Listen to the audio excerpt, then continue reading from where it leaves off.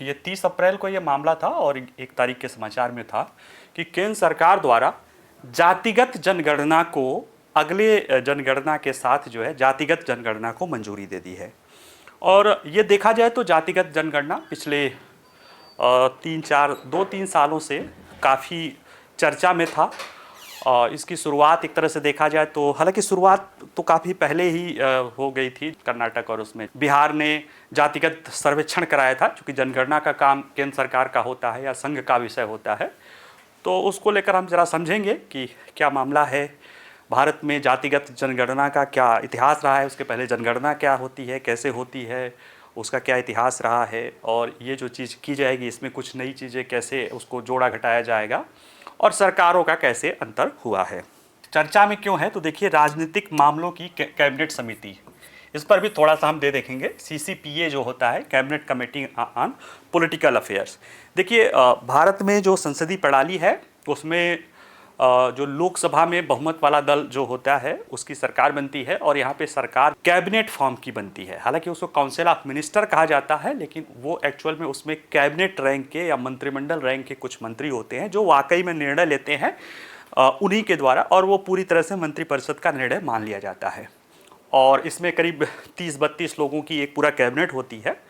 बड़ा ज़्यादा भी हो सकता है, कम भी हो सकता है, वो कुछ डिपेंड करता है कि राजनीतिक सिचुएशन कैसा है। लेकिन कई बार क्या होता है कि कैबिनेट भी 30-31 लोग भी काफ़ी बड़े स्तर पे वो होता है, और कैबिनेट के निर्णयों में सिर्फ कैबिनेट स्तर के मंत्री भाग, यानी कैबिनेट मंत्री भाग ले सकते हैं, या कैबिनेट सेक्रेटरीट ही भाग ले सकते हैं। माने वो बिल्कुल गोपनीय मीटिंग होती है, उसमें बाहर के लोगों की शामिल होना जो है संभव नहीं हो पाता है। तो ऐसे में कई सारे ऐसे मुद्दे होते हैं जिसमें गंभीर चर्चा पर चर्चा करनी होती है, और कुछ ज़्यादा गहराई से निर्णय लेने पड़ते हैं। तो उसके लिए कैबिनेट अपनी अपनी समितियों का निर्माण करता है। उसमें यानी जो भी समितियां 10-11 समितियां कैबिनेट की या मंत्रिमंडल की बनती है, उसमें से ज़्यादातर के अध्यक्ष प्रधानमंत्री, चूँकि कैबिनेट की अध्यक्षता प्रधानमंत्री करते हैं, तो प्रधानमंत्री जिस कैबिनेट में शामिल होंगे, जाहिर सी बात है उस कमेटी की भी अध्यक्षता प्रधानमंत्री करते हैं। बाकी जैसे जिन समितियों में प्रधानमंत्री नहीं रहते हैं, तो प्रोटोकॉल के आधार पे, जैसे नंबर 2 पे राजनाथ सिंह जी हैं रक्षा मंत्री, तो वो शामिल रहेंगे, तो वो अध्यक्षता करेंगे। अगर वो भी शामिल नहीं है, प्रधानमंत्री भी शामिल नहीं है, तो गृह मंत्री अमित शाह जी हैं, फिर वो ऐसे चलता रहता है कि ये अध्यक्षता करते हैं। तो ये सारी प्रणाली मैंने बताई, और इनकी संख्या जो विभिन्न कैबिनेट कमेटियाँ भी होती हैं, इनकी संख्या भी निर्भर करती है। जैसे वो प्रधानमंत्री पे पूरी तरह से निर्भर करती है कि कितने लोगों की बनाते हैं। जैसे कि कैबिनेट कमेटी ऑन सिक्योरिटी है, जो सुरक्षा मामलों की समिति है, काफ़ी चर्चा में होती है। उसे सुपर कैबिनेट कहा जाता है, लेकिन एक्चुअल में वो सुपर कैबिनेट नहीं होती है। हाँ, वो सुपर का एक आप मान सकते हैं कि सुरक्षा के मामलों में हाईएस्ट डिसीजन मेकिंग बॉडी आप कह सकते हो, लेकिन उसमें उसकी संख्या अभी वर्तमान में 5 सदस्य उसमें शामिल हैं। नियुक्ति समिति जो है कैबिनेट की, उसमें सिर्फ 2 लोग शामिल हैं। और जैसे ये जिस समिति की बात कर रहे हैं, राजनीतिक मामलों की कैबिनेट समिति, इसे सुपर कैबिनेट कहा जाता है, क्योंकि कैबिनेट के जो वरिष्ठ सदस्य होते हैं, जो सबसे महत्वपूर्ण वरिष्ठ सदस्य होते हैं, वो इसमें शामिल होती है, और ये राजनीतिक मामलों पर निर्णय लेती है। ठीक है, और फिर बाद में इसके लिए निर्णय के सब पर जो है कैबिनेट में समिति होती है, और फिर जाहिर सी बात है कैबिनेट में कोई सर्वसम्मत से निर्णय लिए जाते हैं। आप कोई कैबिनेट मंत्री हैं और आपको लगता है कि आप कैबिनेट के निर्णय में शामिल नहीं है, तो आपको रिजाइन करना पड़ेगा। ऐसा कोई नहीं है कि आप अपना नकारात्मक या बहुमत से वहाँ पे होता है। ठीक है, तो ये थोड़ी सी मंत्रिमंडल प्रणाली की व्यवस्था को समझा दिया।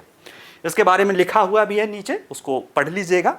यहाँ पे देखते हैं कि राजनीतिक मामलों की कैबिनेट समिति जो है उसका मीटिंग होती है। और जब ये मीटिंग हो रही थी तो ये लगा कि क्या मामला है, कैसे क्यों हो रहा है, क्योंकि इसी तरह की कैबिनेट कमेटी बनी थी जब कश्मीर से धारा 370 को हटाना था। तो ये लगा था कि कुछ उसके पहले बैठी हुई थी, कि लगा था कि कुछ ऐसा बड़ा काम होगा। तो कुछ लोगों को लगा था कि भाई पाकिस्तान के साथ मामला चल ही रहा है, हो सकता है कि युद्ध का हो, लेकिन उसी दिन CCS भी बैठी हुई थी। तो ऐसे में ये लगा था कि कुछ राजनीतिक दृष्टि से कुछ ऐसा होगा जो महत्वपूर्ण होगा, और उसी तरह का एक निर्णय इसके द्वारा आया। CCS ने एक निर्णय लिया कि अगला जो जनगणना होगा वो उस जातियों का भी गणना करेगा। यानी एक तरह से देखा जाए तो प्रमुख विपक्षी दलों के जो मांग रही है काफ़ी समय से, पिछले चुनाव में भी एक प्रमुख मुद्दा रहा है, उसको सरकार ने एक तरह से प्रिंसिपली स्वीकार कर लिया। प्रिंसिपली क्या, बल्कि स्वीकार ही कर लिया है। अब जब वो निर्णय आएगा तो उसके साथ वो प्रक्रियाएं शुरू कर दी गई है।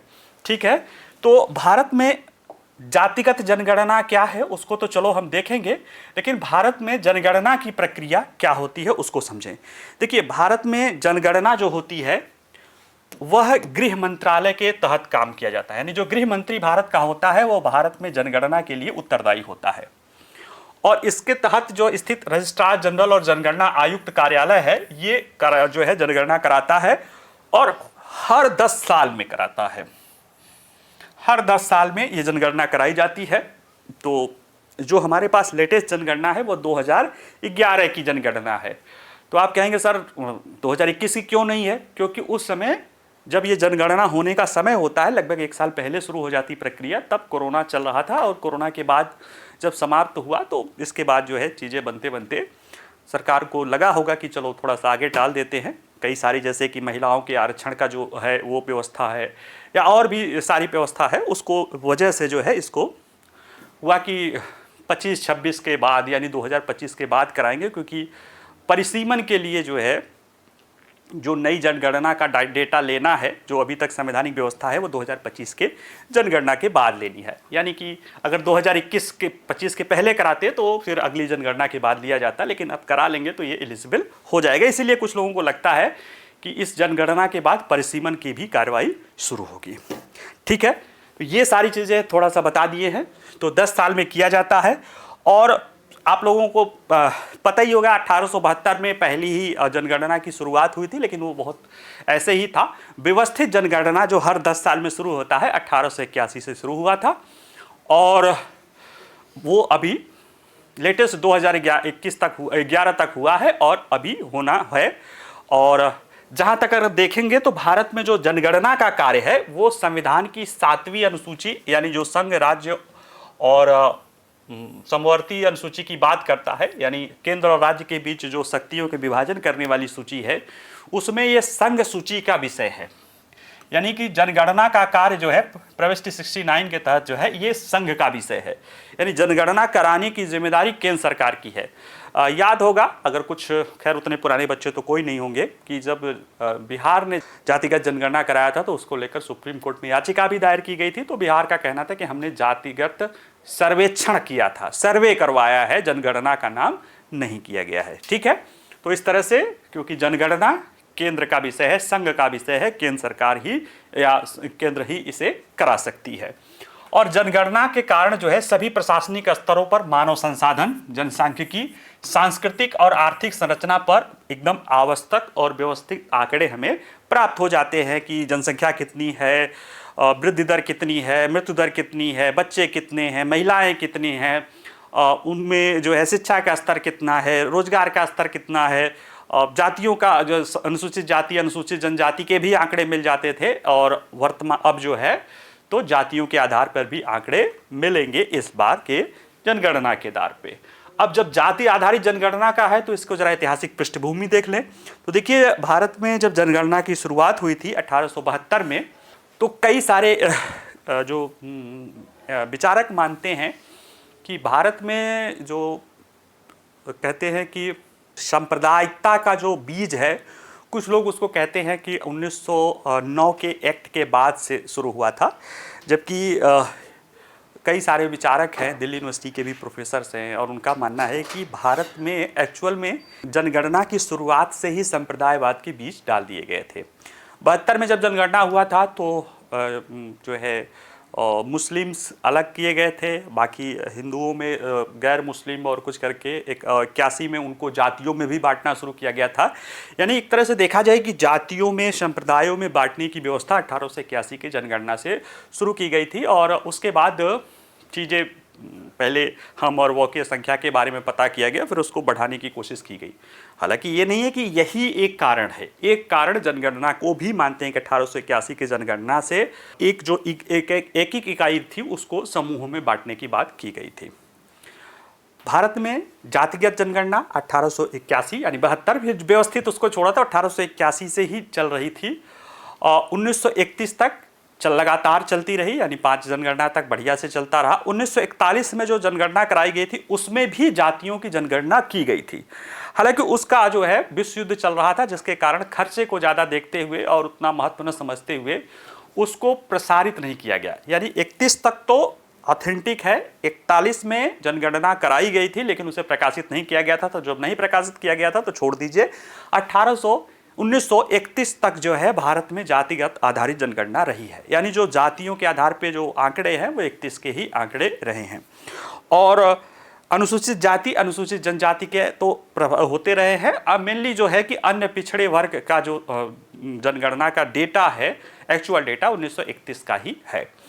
इसके बाद जो ये बात आती है कि अनुसूचित अन्य पिछड़ा वर्गों के लिए जो मंडल कमीशन के बाद जो 27% की आरक्षण की व्यवस्था थी, वो उसी 1931 के जनगणना के को ही आधार बनाते हुए मंडल कमीशन ने फिर कहा था कि 52% से ज़्यादा हमारे यहाँ ओबीसी हैं, इसलिए 27%, फिर बाद में 27% की आरक्षण और ये सारी प्रक्रिया को अपनाया गया था। 2011 की जनगणना में, यानी जो 2011 का जनगणना हुआ था, उसी के साथ साथ एक आर्थिक, सामाजिक, आर्थिक और जातिगत जनगणना की गई थी। SECC, social and economic caste census किया गया था। हालांकि इस सेंसस के आंकड़े को प्रकाशित नहीं किया गया है। विभिन्न जो सामाजिक और आर्थिक नीतियों के लिए या जो योजनाएं थी उनमें इसका इस्तेमाल किया जाता है।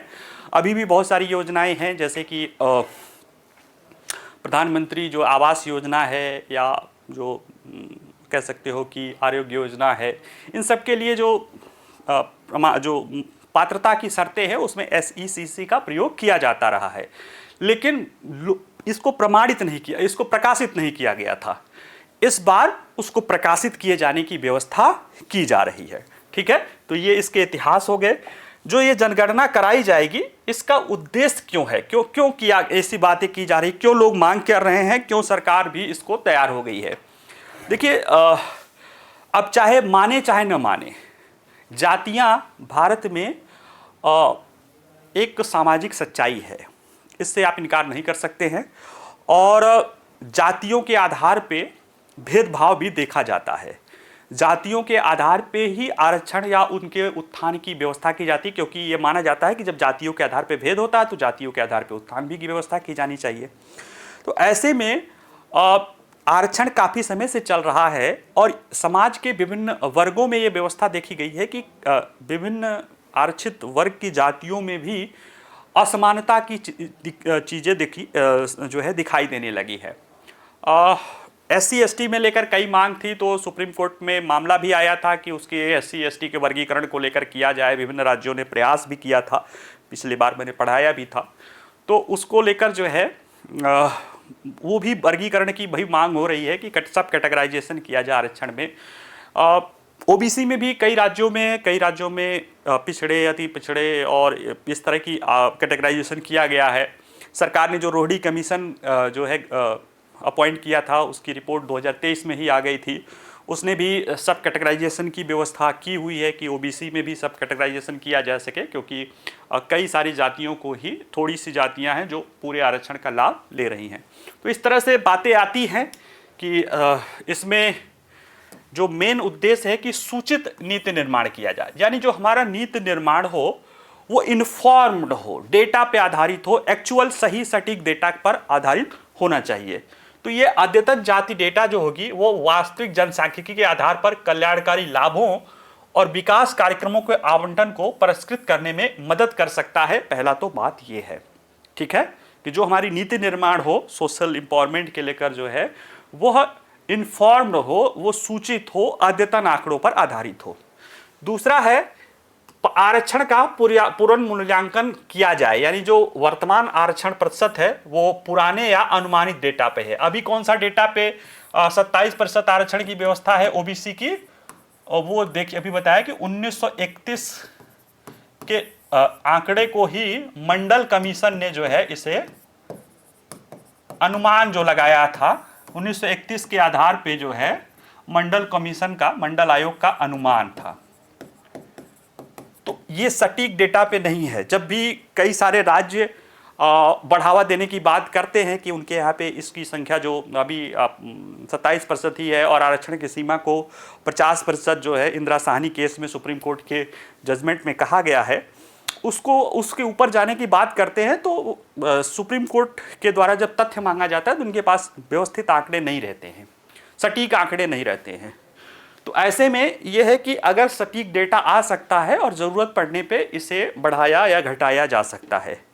अब बढ़ाया जाएगा तो जो भी विरोध होगा, घटाया जाएगा तो भी विरोध होगा, खैर अब वो दूसरी बात है। लेकिन निश्चित रूप से इससे पुनर्मूल्यांकन का एक सटीक आंकड़े उपस्थित हो सकेंगे।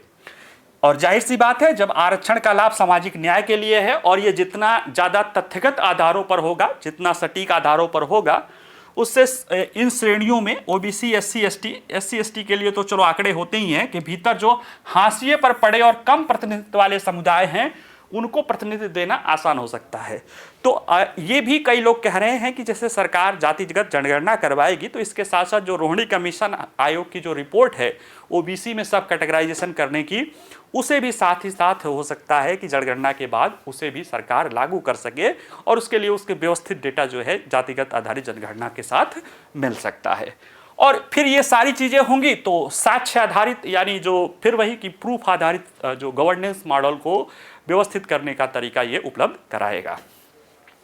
जो अभी जातिगत जनगणना पर निर्णय किया गया उसके कुछ खास बात ये है कि ये जो जनगणना कराई जाएगी ये मोबाइल ऐप का उपयोग करके कराया जाएगा और ये डिजिटल मोड में किया जाएगा।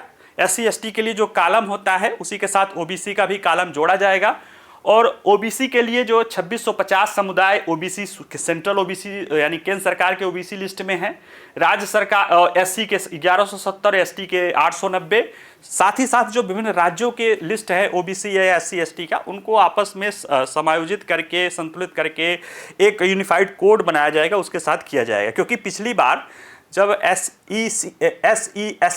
SECC वाला जो किया गया था यानी सामाजिक आर्थिक जनगणना कराई गई थी तो उसमें 40-42 लाख से ज़्यादा जातियां जो है आ गई थी, यानी इतनी जातियां भारत में पा गई थी और फिर उसको समायोजित करना और सारी चीज़ें ही जो है वो एक तरह से वो प्रक्रिया ही संभव नहीं हुई थी। तो उसको सही ढंग से किया जाए कि जैसे कई जो है कुछ टाइटल अपना लगाते थे, वो कोई एक जैसे बनिया ही जाती है, उसमें कोई गुप्ता करता है, कोई अग्रवाल करता है, कोई तिब्बरवाल करता है, कोई कुछ करता है, ऐसे बहुत सारी जातियों में चलता रहता है। तो इस तरह से 42 लाख से ज़्यादा जातियाँ भारत में हो गई थी। तो उन सारी समस्याओं को भी दूर करने का इसमें प्रयास किया गया है। अब एक प्रश्न है कि जातिगत जनगणना का मौजूदा सरकार का क्या रुख है। देखिए 2021 में जब संसद में ये बात आई थी तो सरकार ने कहा था कि ये जो है इसको नहीं कराया जा सकता है, कई सारी व्यवस्थागत चुनौतियों को बताया गया था। बाद में उस समय के जो तत्कालीन गृह मंत्री थे राजनाथ सिंह जी, उनकी अध्यक्षता, उन्होंने भी कहा था कि हम इसको जब आगे जनगणना की जाएगी तो उसमें ओबीसी डेटा एकत्रित करेंगे, उन्होंने आश्वासन दिया था। अब सरकार तैयार ही हो गई है। इसके पहले की सरकार अगर देखा जाए, जो यूपीए की सरकार थी, जो 2004 से लेकर 2014 तक की सरकार रही है, उसमें भी पहले अगर देखा जाए तो व्यवस्थित रूप से मांग 2010 में वीरप्पा मोइली जो उस समय के कानून मंत्री थे, उनके द्वारा, कर्नाटक के थे, उनके द्वारा जो है किया गया था, तत्कालीन गृह मंत्री पी चिदम्बरम द्वारा से। तो पी चिदम्बरम ने उस समय मना किया था, जब उनसे मांग की गई थी तो उसमें उन्होंने मना किया था। और वही आधार जटिलताएं हैं, जैसे ओबीसी के अलग अलग राज्य और केंद्र शासित सूचियों में अलग अलग श्रेणियां हैं, और वही प्रशासनिक और उस चीज़ को उन्होंने मना कर दिया था। हालांकि प्रधानमंत्री मनमोहन सिंह जी के, उस समय के प्रधानमंत्री मनमोहन सिंह जी के हस्तक्षेप के बाद जो वित्त मंत्री की अध्यक्षता में, यानी उस समय के वित्त मंत्री प्रणब मुखर्जी की अध्यक्षता में एक कमेटी बनी थी, उसने कहा था कि हाँ, जनगणना के साथ SECC या सामाजिक आर्थिक जनगणना डेटा कराया जाएगा, और फिर वो कराया गया था और फिर उसमें सारी चुनौतियाँ और की प्रकाशित नहीं किया गया। ये सारी चीज़ें है, ठीक है। तो ये जनगणना और उससे जुड़ी हुई चीज़ें आपको देख लेंगे।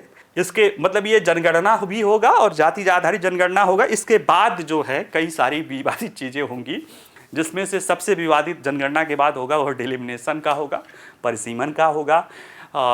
उसको कुछ लोग, परिसीमन तो न्यायपूर्ण होता है कि हर जनगणना के बाद होना चाहिए, और वैसे भी तो 15-16 साल हो गया है, वो की एक मामला आएगा। और दूसरा मामला रोहिणी कमीशन भी साथ साथ ही आएगा।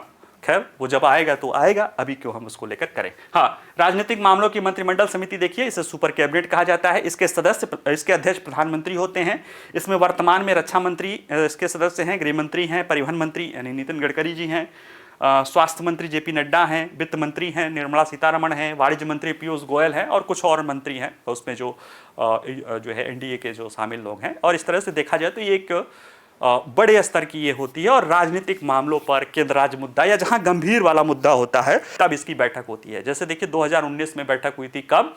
जब सरकार को 370 को समाप्त करना था। और अभी भी बड़ा तो एक गंभीर जो है भारतीय राज्य व्यवस्था में, राजनीतिक व्यवस्था में एक गंभीर परिणाम उत्पन्न करने वाली ये व्यवस्था है। तो इस तरह की चीज़ों के लिए राजनीतिक मामलों की जो है मंत्रिमंडल समिति बैठती है। ठीक है।